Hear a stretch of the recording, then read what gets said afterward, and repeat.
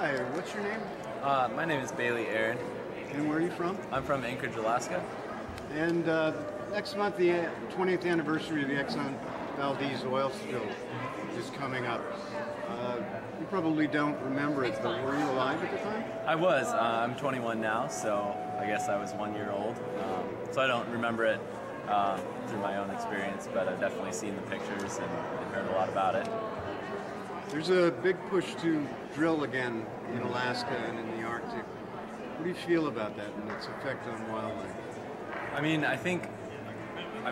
We saw with the Exxon Valdez the kind of the dangers and problems that we can run into, thinking we know how to control all the elements of the situation. And I think drilling on the continental shelf, like out in the Chukchi Sea, you're going to run into problems that engineers haven't dealt with yet. There's going to be sea ice, and I don't think we even know how we would start cleaning up an oil spill with sea ice. And in the Prince William Sound, we didn't have to deal with that, and it was still really hard, and we still lost a lot of animals, and the environment there is just not going to be the same. So I don't think that it's a good idea to drill in a place that's going to be even harder to clean up if something went wrong.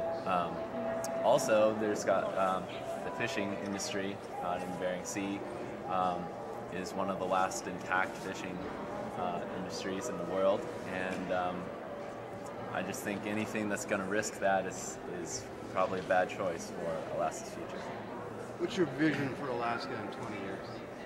In 20 years, Alaska has been built a lot, at least in the current situation, on resource extraction.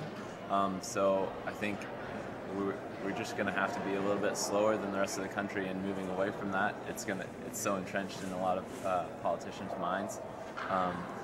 But my vision is really to just show Alaska and the rest of the country that there's a lot of other options up there. We have some of the best renewable resources available. With wind power, we're some of the highest rated areas for wind power. Obviously, solar isn't quite as good up there, but we've got tidal and wave power as well if those start to come online as feasible projects.